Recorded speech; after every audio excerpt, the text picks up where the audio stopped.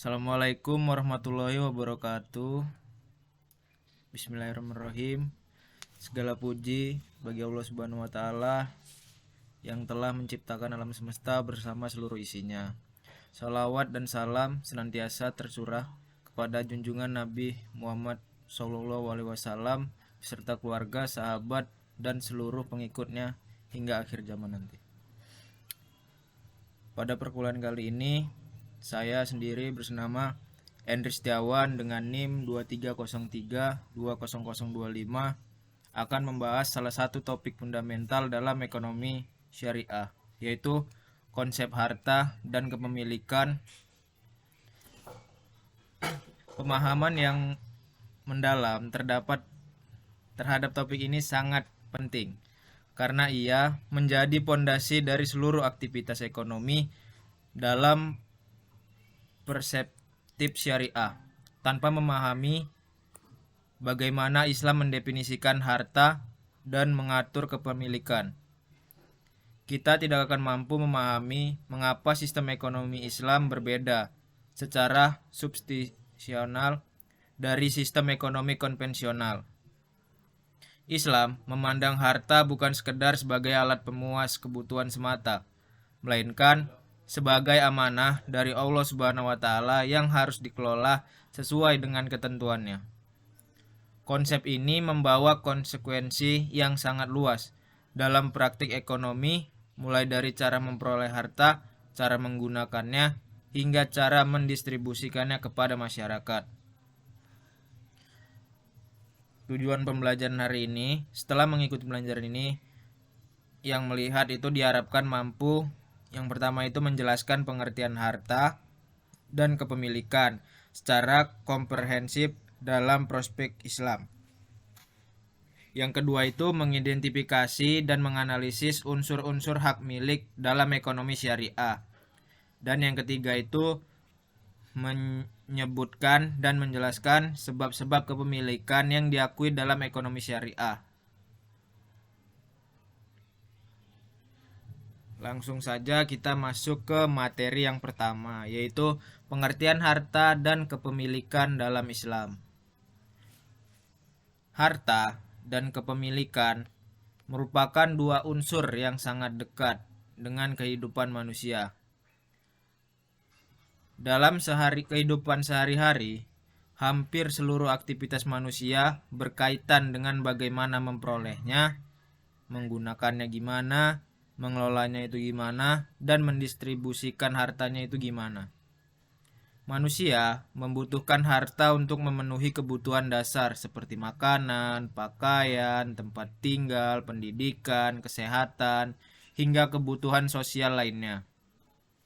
Oleh karena itu, pembahasan mengenai harta tidak hanya berkaitan dengan aspek ekonomi semata, tetapi juga menyentuh dimensi sosial, moral, hukum, dan spiritual dalam kehidupan manusia. Dalam persepsi Islam, harta bukan sekedar alat pemuas kebutuhan ataupun simbol kekayaan, melainkan amanah dari Allah Subhanahu wa taala yang harus dikelola sesuai dengan aturan syariah. Islam memandang bahwa seluruh harta yang ada di bumi pada hakikatnya adalah milik Allah Subhanahu wa taala. Sedangkan manusia hanya diberikan hak untuk memanfaatkan dan mengelolanya sebagai khalifah di muka bumi. Karena itulah, konsep harta dan kepemilikan dalam Islam memiliki karakteristik yang berbeda dibandingkan dengan konsep ekonomi konvensional yang cenderung menempatkan kepemilikan individu sebagai hak yang absolut tanpa batas. Islam memberikan perhatian yang sangat besar terhadap pengaturan harta, karena harta memiliki pengaruh yang sangat kuat terhadap perilaku manusia. Harta dapat menjadi sarana untuk mendekatkan diri kepada Allah Subhanahu wa taala melalui sedekah, zakat, infak, dan berbagai bentuk amal dan kebijakan lainnya. Namun di sisi lain, harta juga dapat menjadi sumber keserakahan penindasan, ketimpangan sosial, bahkan kerusakan moral apabila diperoleh dan digunakan dengan cara yang tidak benar. Oleh sebab itu, syariat Islam hadir untuk memberikan pedoman agar manusia mampu menempatkan harta sebagai proporsional, yaitu sebagai sarana ibadah dan alat untuk mewujudkan kemaslahatan hidup. Konsep kepemilikan dalam Islam juga tidak dapat dipisahkan dari prinsip keadilan dan tanggung jawab sosial. Islam mengakui bahwa kepemilikan individu, tetapi pada saat yang sama juga menegaskan bahwa di dalam setiap harta terdapat hak orang lain yang harus ditunaikan. Prinsip ini menunjukkan bahwa Islam tidak membenarkan pengumpulan kekayaan secara berlebihan, tanpa memperhatikan kondisi masyarakat di sekitarnya. Dengan demikian, sistem ekonomi Islam berusaha menciptakan keseimbangan antara kepentingan individu dan kepentingan sosial, sehingga terciptanya kehidupan ekonomi yang harmonis, yang adil, dan berkerabatan. Selain itu, pembahasan mengenai harta dan kepemilikan menjadi dasar penting dalam memahami berbagai aspek ekonomi syariah lainnya, seperti transaksi muamalah, zakat, wakaf, warisan, investasi, perdagangan, hingga sistem keuangan syariah modern. Tanpa memahami konsep dasar mengenai harta dan kepemilikan, seseorang itu akan sulit memahami bagaimana Islam mengatur aktivitas ekonomi secara menyeluruh. Oleh karena itu, pada pertemuan ini akan dibahas secara mendalam mengenai pengertian harta, karakteristik harta menurut Islam, kedudukan harta dalam Al-Quran dan hadis, serta konsep kepemilikan dalam persepsi syariah Islam. Pembahasan ini diharapkan mampu memberikan pemahaman yang komprehensif mengenai bagaimana Islam memandang hubungan manusia dengan harta, sekaligus menanamkan kesadaran bahwa setiap harta yang dimiliki pada hakikatnya adalah amanah yang akan dipertanggungjawabkan di hadapan Allah Subhanahu wa taala. Yang pertama itu pengertian harta dalam Islam. Secara etimologis, kata al-mal dalam bahasa Arab berasal dari kata mala, yang berarti condong ataupun cenderung. Artinya, harta adalah sesuatu yang secara naluriah manusia cenderung kepadanya, baik karena kebutuhan maupun keinginan. Ini mencerminkan fitrah manusia yang memang memerlukan harta untuk keberlangsungan hidupnya. Dalam terminologi syariah, para ulama mendefinisikan harta dari berbagai perspektif.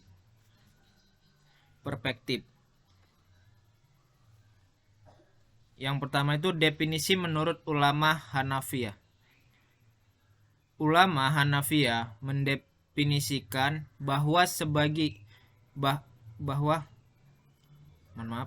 Ulama Hanafiyah mendefinisikan harta sebagai segala sesuatu yang dapat dimiliki ataupun disimpan dan dapat dimanfaatkan menurut kebiasaan. Definisi ini menekankan dua hal penting, yaitu kemampuan untuk disimpan ataupun dimiliki dan kemampuan untuk dimanfaatkan. Al-mal adalah segala sesuatu yang dapat dihimpun ataupun dimiliki dan juga dapat diambil manfaatnya. Selanjutnya yang kedua itu ada definisi menurut ulama Malikiyah, Syafi'iyah, dan Hanabilah. Mayoritas ulama mendefinisikan harta lebih luas, yakni mencakup segala sesuatu yang memiliki nilai ekonomi dan dapat diperjualbelikan atau dipertukarkan dalam perdagangan. Jumhur ulama bahwa bahkan manfaat dari suatu benda juga termasuk kategori harta jika hanya bendanya itu saja. Yang ketiga itu definisi modern dalam ekonomi syariah.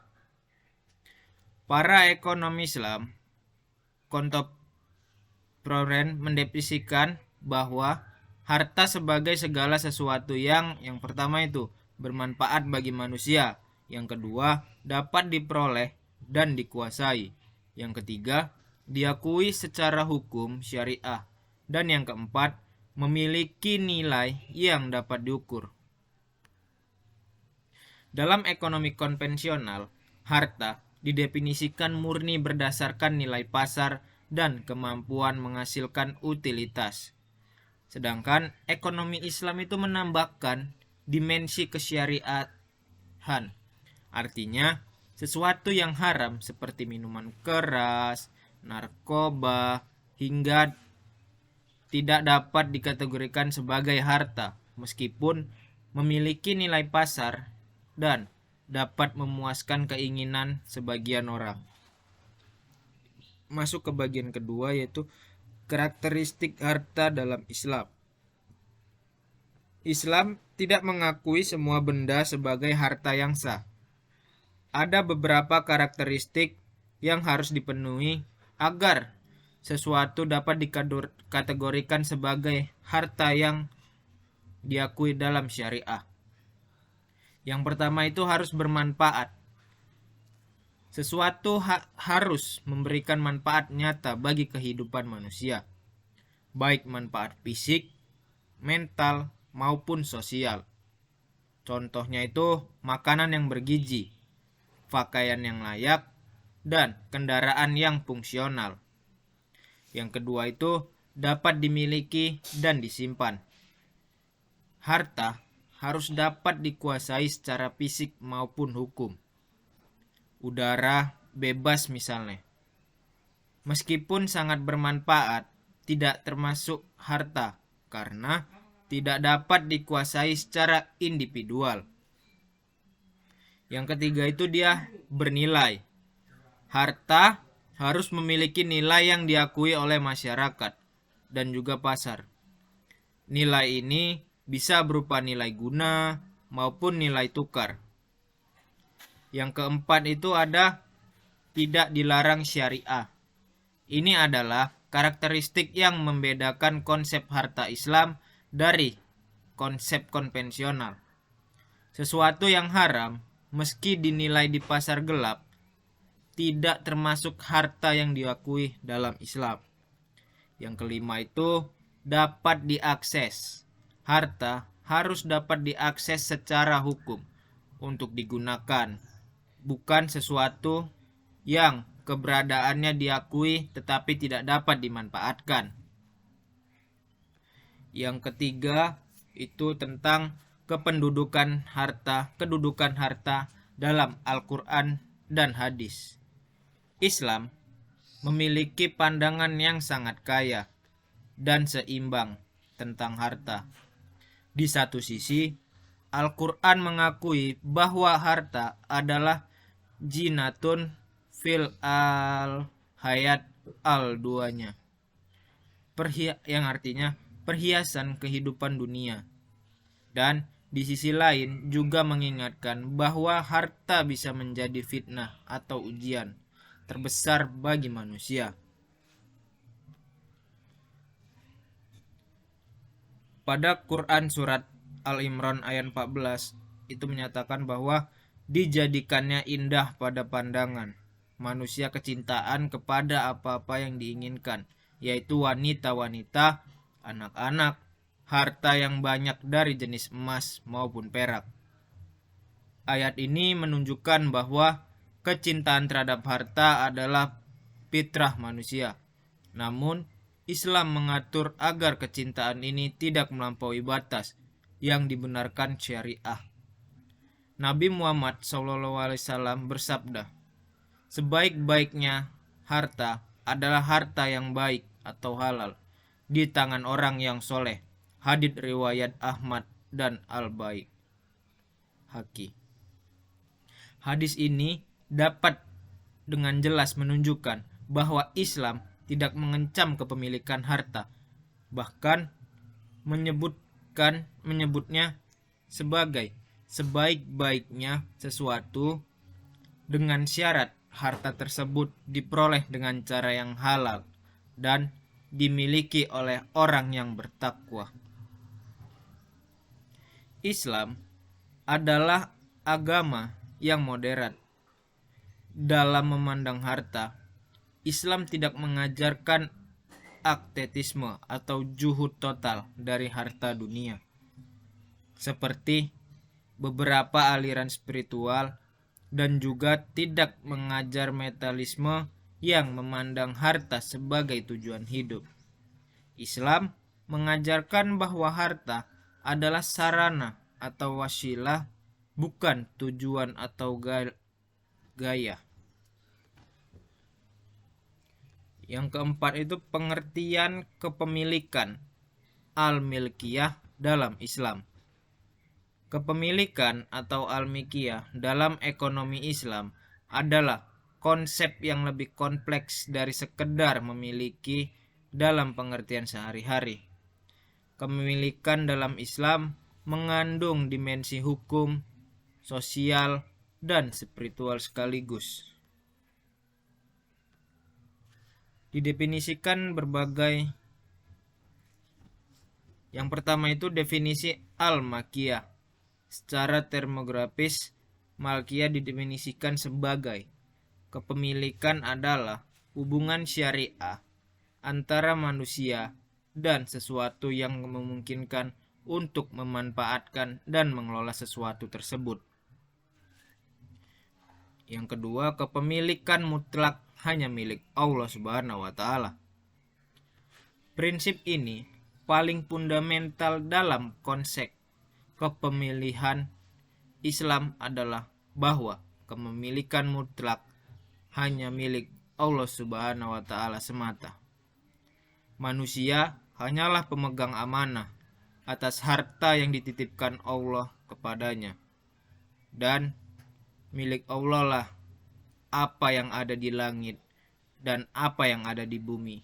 Quran surat Al-Baqarah ayat 284. Dan juga ada yang menjelaskan bahwa berimanlah kepada Allah dan Rasul-Nya, dan infakkanlah sebagian harta yang Dia janjikan ke kamu sebagai pengusahaannya atau pemegang amanah. Quran surat Al-Hadid ayat 7.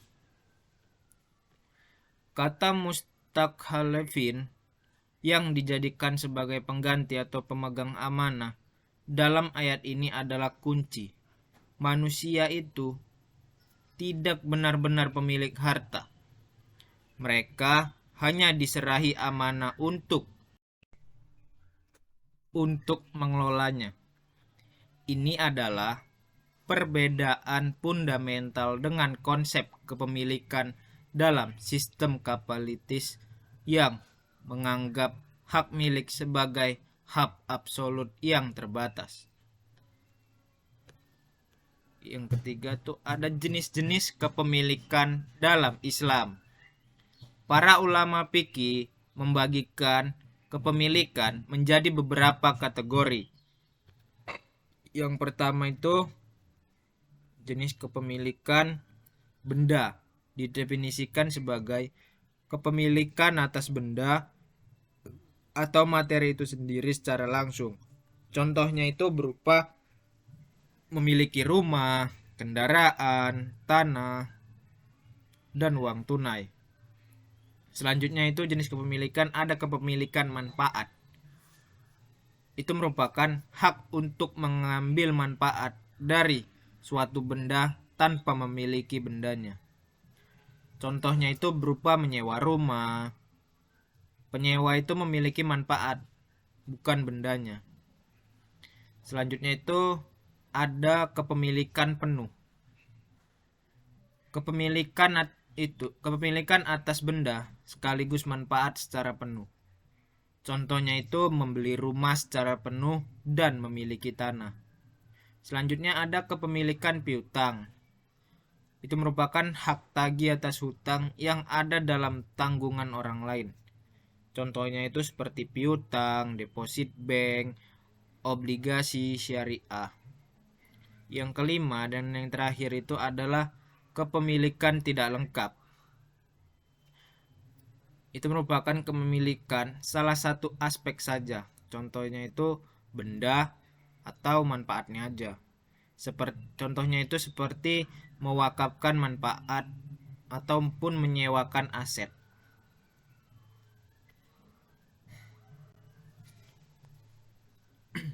Sekarang kita masuk ke bagian kedua, bab kedua, yaitu tentang unsur-unsur hak milik dalam ekonomi syariah.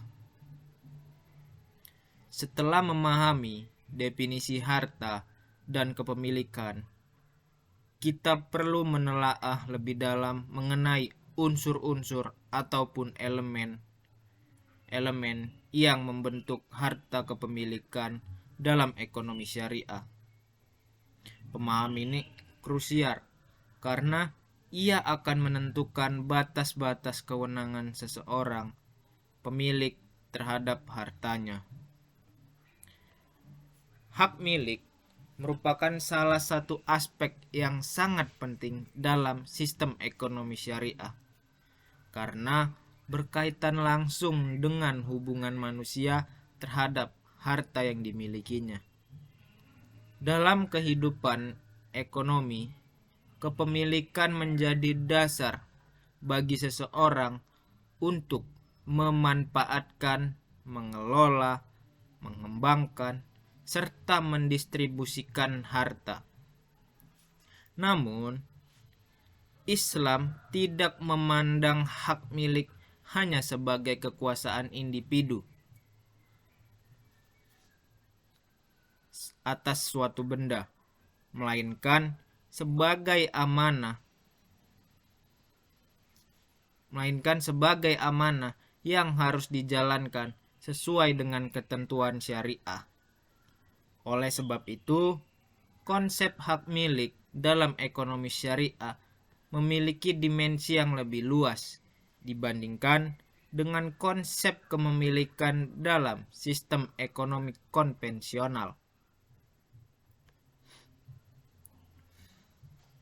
Dalam sistem ekonomi kapitalis, hak milik sering dipahami sebagai hak absolut yang memiliki kebebasan penuh kepada individu untuk menggunakan hartanya tanpa banyak batasan selama tidak melanggar hukum negara.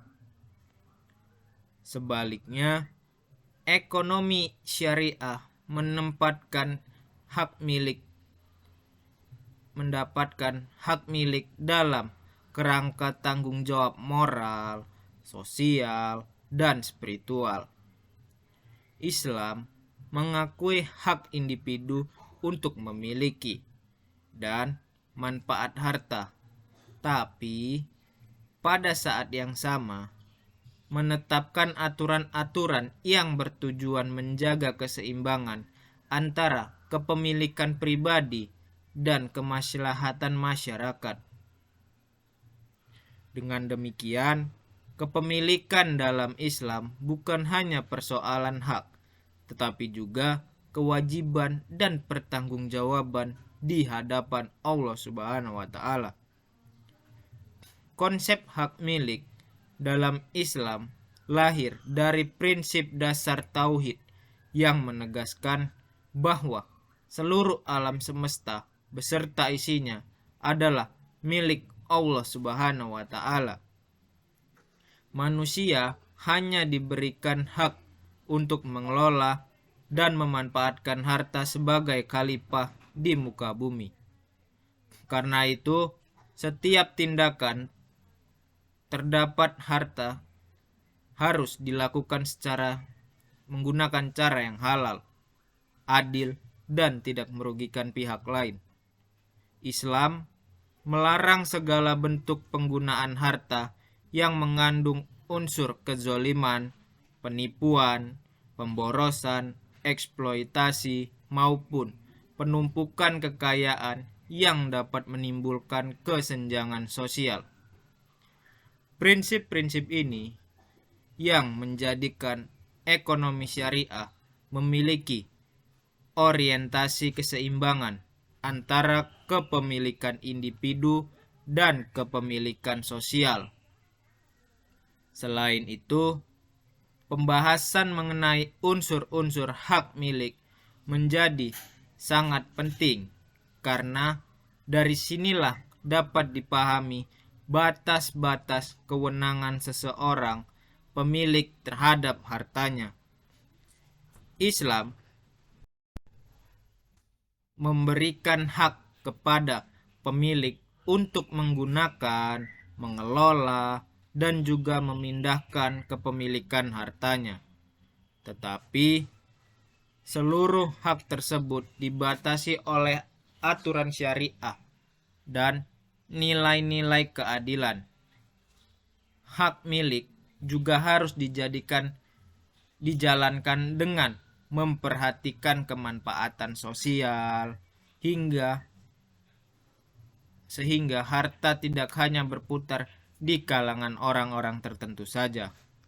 Oleh karena itu, ekonomi syariah menghadirkan berbagai instrumen seperti zakat, sedekah, wakaf, dan juga infak sebagai sarana distribusi kekayaan agar terciptanya kesejahteraan yang merata dalam masyarakat. Di samping itu, perlindungan terhadap hak milik juga menjadi bagian penting dalam syariah Islam.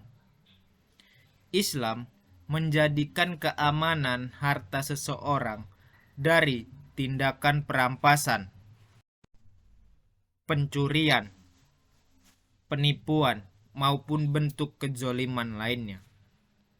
Perlindungan ini menunjukkan bahwa Islam menghormati hak individu sekaligus menjaga kestabilisan sosial dan ekonomi masyarakat.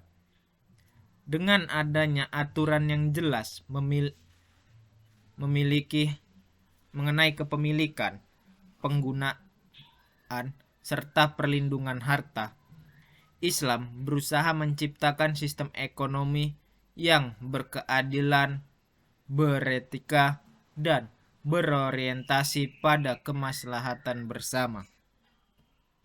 Berdasarkan uraian tersebut, pada bab ini, saya akan membahas secara lebih dalam mengenai unsur-unsur hak milik dalam ekonomi syariah, dimulai dari landasan filosofi hak milik dalam Islam terhadap harta, hak penggunaannya, hak pengelolaannya, hak pemindahan kepemilikan, hingga hak perlindungan terhadap harta. Selain itu, pembahasannya juga akan menyorot ke dimensi sosial kepemilikan dalam Islam yang menjadi ciri khas utama sistem ekonomi syariah. Melalui pembahasan ini diharapkan dapat memahami bahwa hak milik dalam Islam bukanlah hak yang bebas tanpa batas, melainkan hak yang selalu disertai tanggung jawab moral, sosial, dan spiritual demi terciptanya keadilan dan kesejahteraan dalam kehidupan manusia. Yang pertama itu tentang landasan filosofi hak milik dalam Islam. Berbeda dengan sistem ekonomi barat yang cenderung memandang hak milik sebagai hak alamiah yang tak terbatas, Islam membangun konsep hak milik di atas 3 landasan filosofis yang saling berkaitan. Yang pertama itu ialah tauhid. Karena Allah adalah pemilik mutlak dari segala sesuatu, maka hak milik manusia adalah hak yang bersifat turunan, bukan hak primer. Manusia memiliki harta atas izin Allah dan sesuatu dengan aturan yang telah diterapkannya. Yang kedua itu ada khilafah atau amanah. Manusia adalah khalifah atau wakil Allah di muka bumi. Konsekuensinya, hak milik manusia disertai kewajibannya untuk mengelola harta sesuai kehendak sang pemilik sejati. Yang ketiga itu adalah atau keadilan. Hak milik harus dikelola secara adil, tidak merugikan pemiliknya sendiri, tidak merugikan orang lain, dan tidak merugikan lingkungan alam. Kita masuk yang kedua itu unsur-unsur inti hak milik atau anasir al-milkiyah. Para fuqaha atau ahli fikih mengidentifikasi setidaknya ada 4 unsur utama yang membentuk hak milik dalam ekonomi syariah. Mari kita bahas satu persatu dengan secara mendalam. Unsur yang pertama ialah hak penggunaannya. Hak penggunaannya adalah hak yang paling mendasar dalam kepemilikan, yaitu hak untuk menggunakan dan memanfaatkan harta yang dimiliki. Seseorang pemilik berhak menggunakan hartanya sesuai dengan kebutuhannya selama penggunaan tersebut tidak bertentangan dengan syariah. Dimensi hak intifal meliputi penggunaan langsung, menggunakan harta untuk keperluan pribadi dan keluarga. Selanjutnya pengambilan hasil, yaitu mengambil manfaat ekonomis dari harta seperti buah dari pohon yang ia miliki. Yang ketiga itu penyewaan, yaitu memberikan hak penggunaan kepada pihak lain dengan kompensasinya. Yang keempat itu peminjaman, memberikan hak penggunaan sementara tanpa kompensasi. Meski memiliki hak penggunaan, seorang pemilik tidak boleh menggunakan hartanya dengan cara yang pertama itu dilarang syariah, seperti menggunakan uang berjudi. Yang kedua itu merugikan orang lain, seperti membuang limbah ke sungai milik bersama. Yang ketiga itu merugikan kepentingan umum, seperti menimbulkan barang kebutuhan pokok. Unsur kedua yaitu hak pengelolaan atau tasarruf. Hak pengelolaan adalah hak yang paling luas dan komprehensif dalam kepemilikan, yaitu hak untuk melakukan tindakan-tindakan hukum terhadap harta. Tasarruf mencakup sebagai jenis tindakan. Ada 4 jenis tindakan. Yang pertama itu tindakan ucapan. Itu merupakan tindakan hukum yang dilakukan melalui akad dan kontrak. Contohnya itu jual beli, sewa menyewa, hibah, wakaf, dan juga wasiat. Yang kedua itu tindakan perbuatan. merupakan tindakan fisik terhadap suatu harta itu. Contohnya itu mengelola tanah, memanfaatkan aset, dan memperbaiki properti. Yang ketiga itu tanpa syarat. Itu merupakan tindakan yang sepenuhnya dalam kendali pemilik. Contohnya itu menggunakan uang sendiri untuk kebutuhan sehari-hari. Yang keempat itu adalah bersyarat. Itu merupakan tindakan yang terikat pada syarat tertentu. Contohnya itu wasiat, misalnya dibatasi maksimal 1 atau 3 harta. Dan yang kedua itu wakaf, yang tidak bisa ditarik kembali. Islam menetapkan batas-batasan tasyarruf yang sangat penting. Kebebasan kepemilikan untuk mengelola hartanya bukanlah kebebasan mutlak.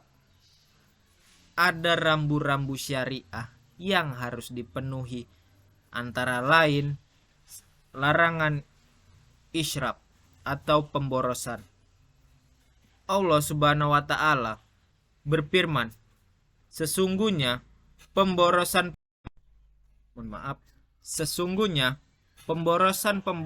itu adalah saudara-saudaranya setan. Quran surat Al-Isra ayat 27. Seseorang pemilik tidak boleh menggunakan atau membelanjakan hartanya secara berlebihan dan sia-sia. Yang kedua itu larangan tabjir atau menghambur-hamburkan. Berbeda dengan israf yang bermakna berlebihan, tabjir bermakna membelanjakan harta untuk sesuatu yang tidak ada gunanya atau bahkan haram. Yang ketiga itu ada larangan istikar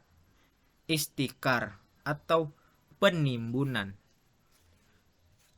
Menahan harta, khususnya barang kebutuhan seperti kebutuhan pokok, dari peredaran pasar dengan tujuan meraup keuntungan saat langka adalah haram dalam Islam. Selanjutnya itu kewajiban zakat. Salah satu batasan yang paling konkret dari hak kepemilikan dalam Islam adalah kewajiban zakat. Ini membuktikan bahwa kepemilikan dalam Islam selalu disertai kewajiban sosial. Adapun unsur yang ketiga adalah hak pemindahan kepentingan. Hak pemindahan kepemilikan adalah hak pemilik untuk memindahkan kepemilikan hartanya kepada pihak lain, baik secara penuh maupun sebagainya, baik ketika masih hidup maupun setelah meninggal dunia. Bentuk-bentuk pemindahan kepemilikan dalam Islam, yang pertama itu adalah bai atau jual beli.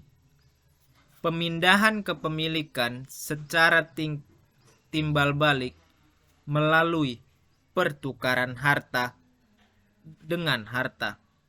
Yang kedua itu hibah atau pemberian.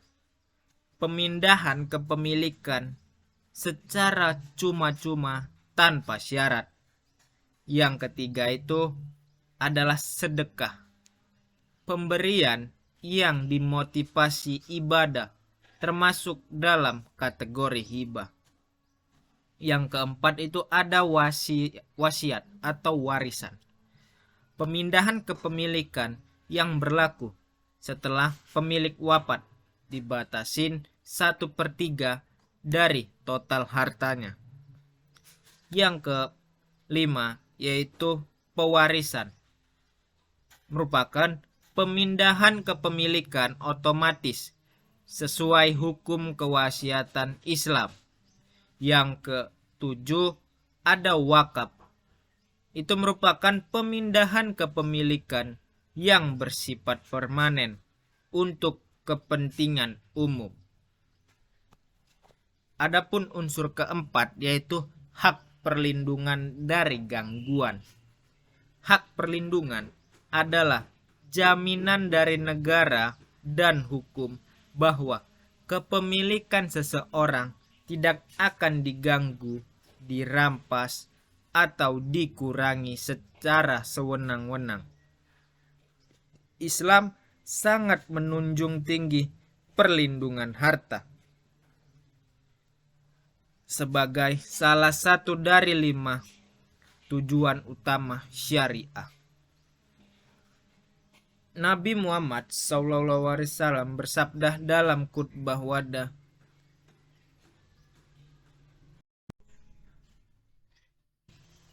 "Sesungguhnya darahmu, hartamu, dan kehormatanmu adalah haram," atau bisa dibilang suci atau tidak boleh dilanggar di antara kamu. Hadis riwayat Bukhari dan Muslim.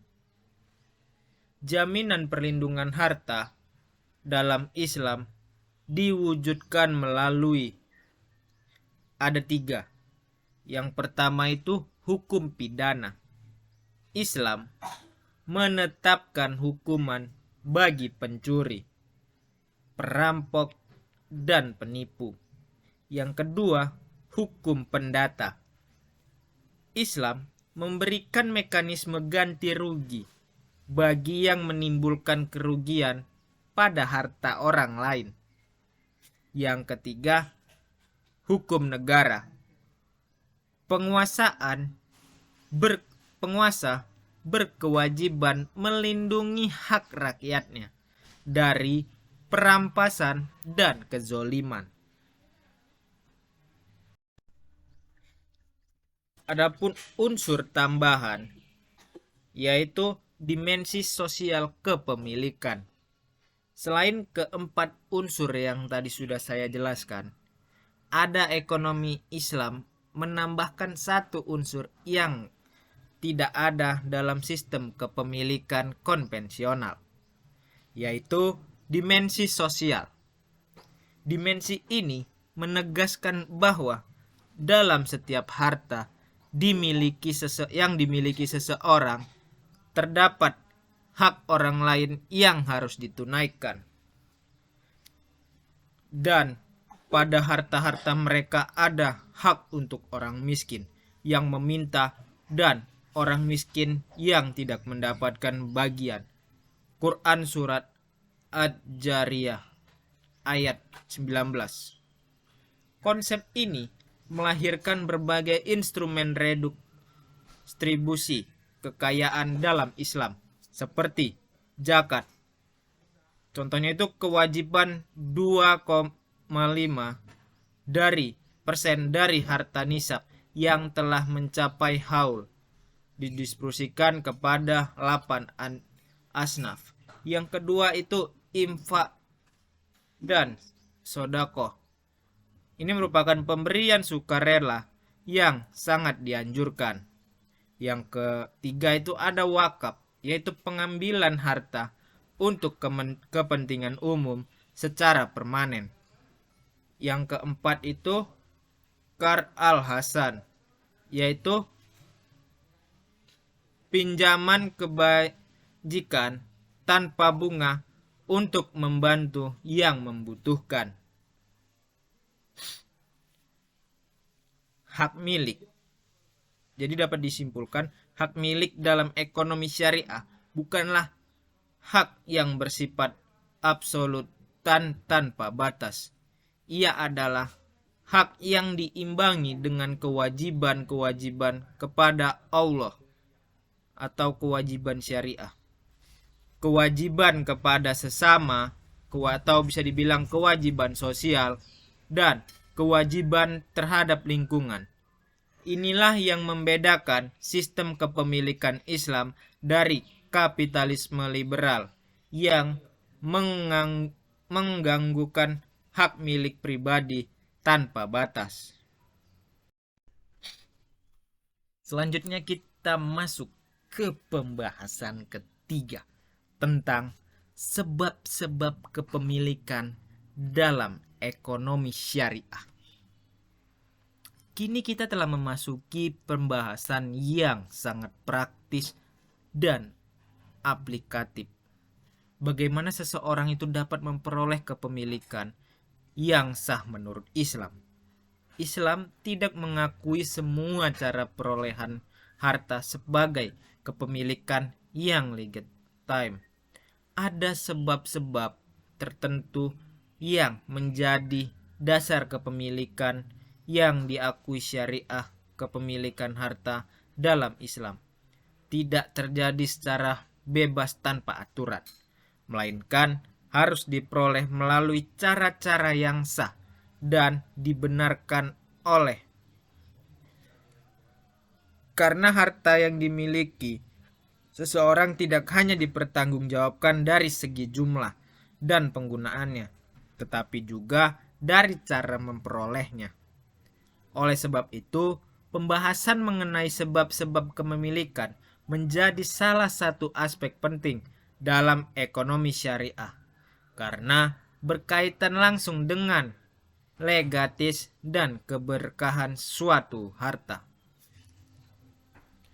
Dalam kehidupan sehari-hari, manusia memperoleh harta melalui berbagai cara, seperti bekerja, berdagang, menerima warisan, hibah, investasi, maupun melalui pengelolaan sumber daya alam. Namun, tidak semua cara memperoleh tersebut otomatis diakui dalam Islam. Syariah menerapkan aturan yang jelas mengenai sumber dan mekanisme kepemilikan agar harta yang dimiliki benar-benar halal, bersih, dan tidak mengandung unsur kezoliman. Selain itu, konsep sebab-sebab kepemilikan dalam Islam menunjukkan bahwa syariah memberikan ruang yang luas bagi aktivitas ekonomi manusia selama dilakukan dengan cara yang benar. Islam mengakui hak individu untuk mencari dan memiliki harta melalui usaha, kerja keras, perdagangan, maupun pengelolaan sumber daya yang tersedia. Bahkan, Islam mendorong umatnya untuk produktif, mandiri, dan mampu mengembangkan potensi ekonomi demi memenuhi kebutuhan hidup, serta membantu kesejahteraan masyarakat.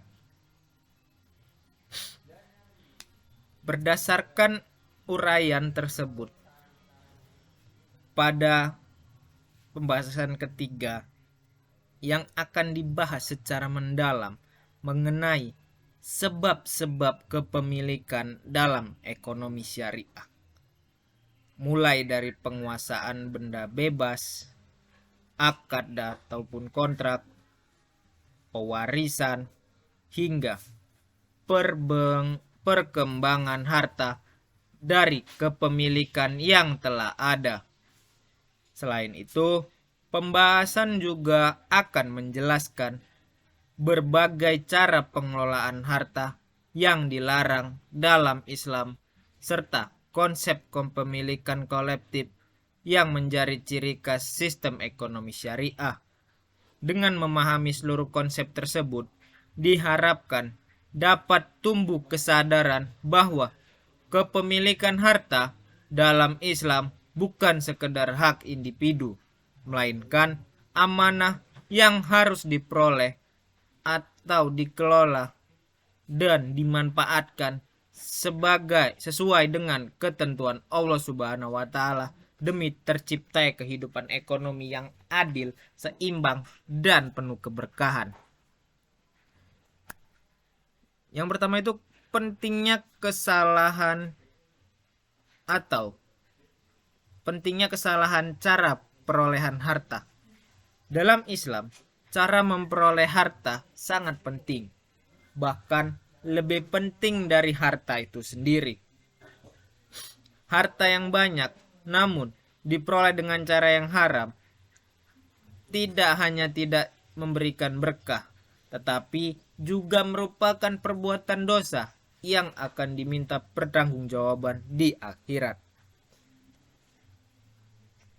Nabi Muhammad SAW bersabda, "Setiap daging yang tumbuh dari sesuatu yang haram, maka neraka lebih layak baginya."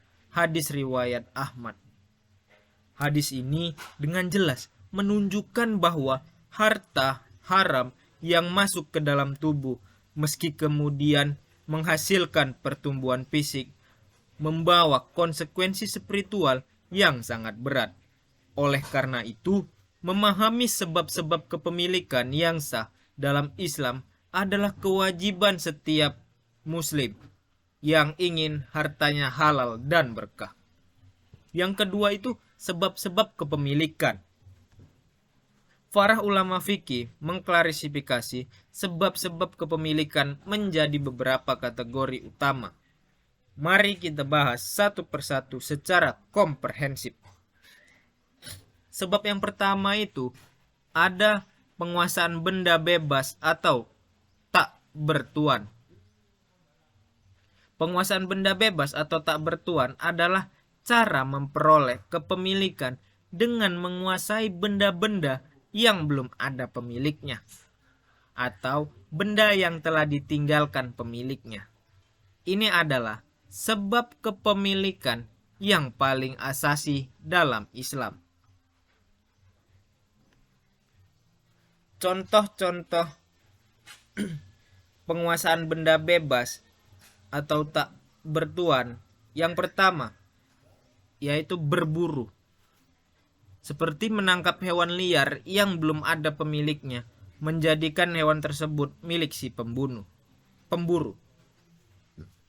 Yang kedua, memungut kayu atau rumput, mengumpulkan hasil bumi dari hutan yang tidak dimiliki siapapun. Yang ketiga, menambang, mengekstrak mineral dan bahan tambang dari tanah tak bertuan. Yang keempat, menghidupkan tanah mati, menggarap dan mengelola tanah yang tidak dimiliki siapapun. Islam menerapkan beberapa syarat agar penguasaan benda bebas itu sah. Yang pertama, benda yang dikuasai benar-benar tidak ada pemiliknya. Yang kedua, penguasaannya dilakukan secara fisik ataupun nyata, bukan hanya niat. Yang ketiga, tidak melanggar hak orang lain atau ketentuan hukum yang berlaku. Yang keempat, untuk ihlal al-mawat perlu mempertimbangkan aturan negara atau pemerintah. Sebab yang kedua itu ada akad ataupun kontrak. Akad atau kontrak adalah sebab kepemilikan yang paling dominan dalam kehidupan ekonomi modern. Melalui akad, kepemilikan berpindah dari satu pihak ke pihak lain berdasarkan kesepakatan sukarela di antara para pihak. Akad yang menyebabkan perpindahan kepemilikan dalam Islam sangat beragam. Yang pertama itu akad pertukaran. Akad pertukaran adalah akad di mana kepemilikan berpindah karena adanya imbalan dari pihak yang menerima.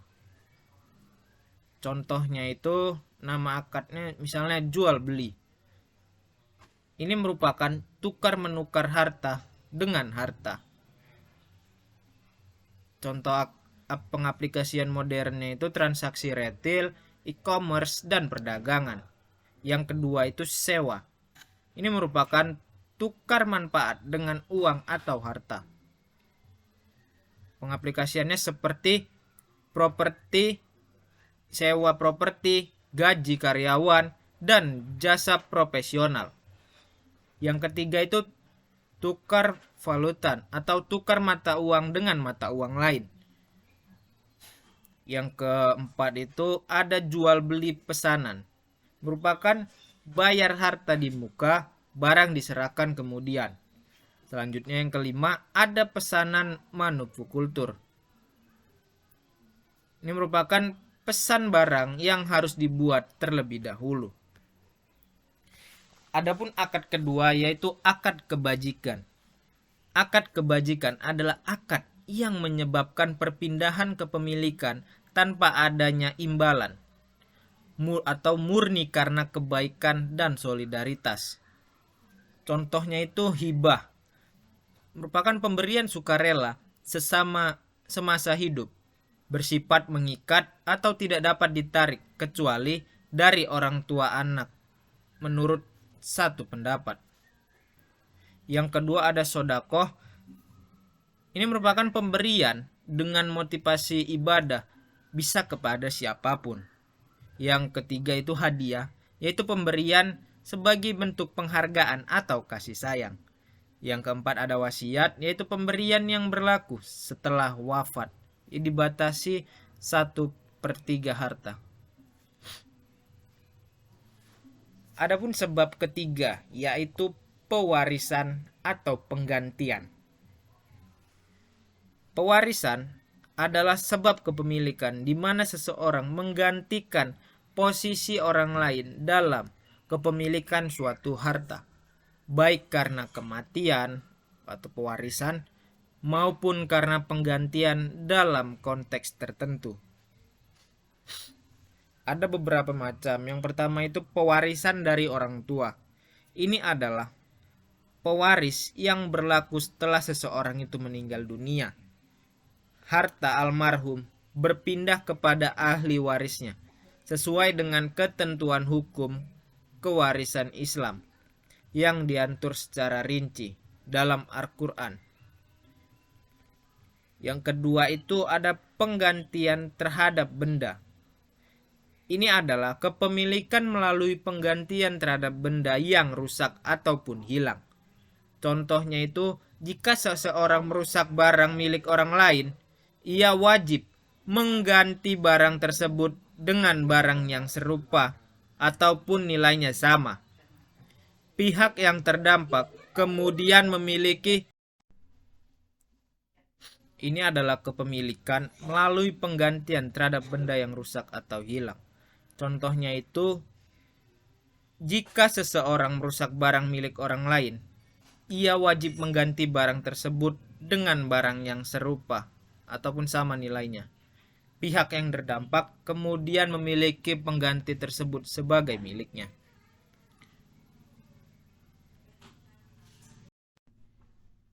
Adapun sebab keempat yaitu berkembang biak dari harta yang dimiliki. Sebab kepemilikan ini berlaku ketika harta yang dimiliki menghasilkan harta baru atau berkembang. Harta baru yang dihasilkan tersebut secara otomatis menjadi milik pemilik harta asal. Contohnya itu anak hewan ternak. Domba yang melahirkan anak menjadikan anak domba tersebut milik pemilik domba induknya. Yang kedua itu buah dari pohon. Buah yang dihasilkan pohon milik seseorang adalah milik pemilik pohon tersebut. Yang ketiga itu hasil pertanian. Panen dari sawah yang dimiliki oleh pemilik sawah. Yang keempat itu keuntungan usaha. Laba dari modal yang diinvestasikan menjadi milik pemodal dengan proporsi yang disepakati dalam musyarakah atau mudarabah. Selanjutnya ada upah. Upah yang diperoleh dari jasa yang diberikan menjadi milik pemberian jasa. Sebab-sebab yang tidak diakui oleh Islam. Sama pentingnya dalam mengetahui sebab-sebab kepemilikan yang sah.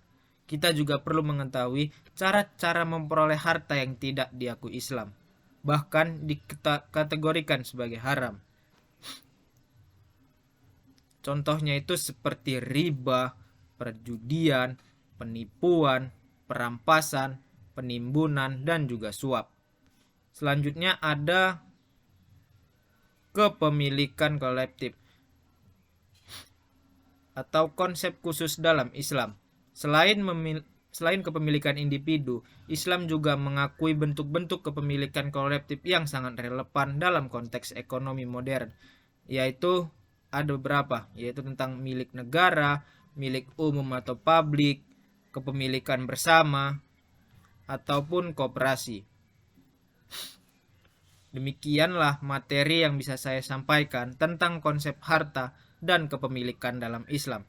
Semoga pemahaman yang kita peroleh menjadi ilmu yang bermanfaat, yang tidak hanya tersimpan dalam ingatan tetapi juga terwujud dalam praktis kehidupan kita sehari-hari.